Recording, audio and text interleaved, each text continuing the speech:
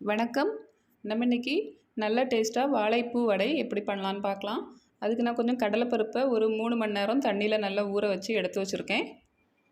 அப்புறம் ஒரு கையளவு வாழைப்பூவை நல்லா சின்ன சின்னதாக நறுக்கி வச்சுருக்கேன்.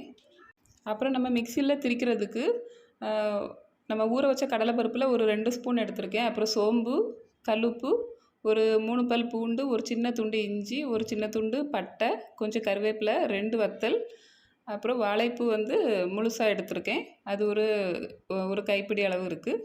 இதெல்லாம் நம்ம மிக்சியில் கொரகொரப்பாக திரிக்கணும். அப்புறம் ஒரு 10 சின்ன வெங்காயத்தை பொடியாக நறுக்கி வச்சுருக்கேன். கொஞ்சம் கருவேப்பிலை, அப்புறம் பெருங்காயப்பொடி. மல்லி இலை இருந்துன்னா அதையும் சேர்க்கலாம். இப்போ வாழைப்பூ சுத்தம் பண்ணும்போது நம்ம இந்த 2 பார்ட்டை மட்டும் நீக்கிடணும். இது கொஞ்சம் ஹார்டாக இருக்கும், அதனால் இதை மட்டும் நீக்கிடணும். இலசா இருந்ததுன்னா, இப்போ இது இலசா இருக்குது, அதனால் நான் இதை அப்படியே சேர்த்துட்டேன்.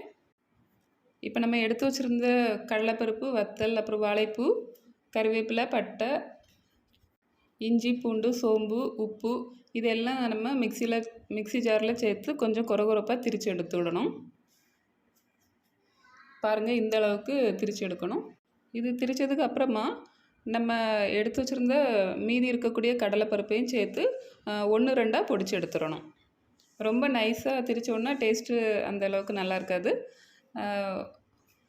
அங்கங்கே கொஞ்சம் கொஞ்சம் கடலைப்பருப்பு முழுசாகவும் இருக்கணும்.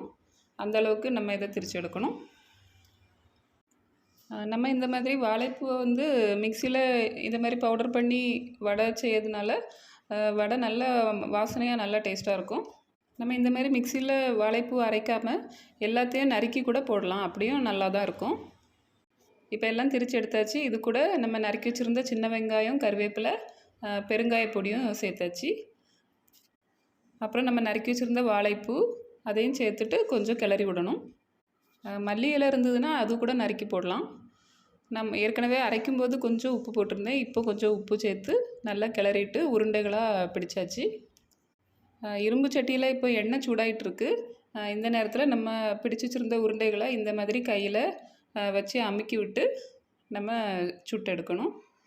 தீ மீடியம் ஹீட்டில் இருந்தால் போதும், ரொம்ப ஃபுல்லாலாம் வைக்கக்கூடாது. 2 சைடும் நல்லா வேக வச்சு நம்ம எடுக்கணும். தீயை மீடியம் ஹீட்டில் வச்சு தான் நம்ம இதை சுட்டு எடுக்கணும். தீ கூடுதலாக இருந்ததுன்னா வெளியே டக்குன்னு வெந்துடும், உள்ளே சரியாக வேகாது. இப்போ பாருங்கள், நல்லா வெந்துருச்சு. நல்லா மொறுமொறுப்பாக நல்லா டேஸ்ட்டாக இருக்கும் இந்த வடை. வாழைப்பூ நம்ம அடிக்கடி உணவில் சேர்த்துக்கிடணும். பெண்களுக்கு கர்ப்பப்பைக்கு இந்த வாழைப்பூ ரொம்ப நல்லது. நீங்களும் செய்து பாருங்கள். நன்றி.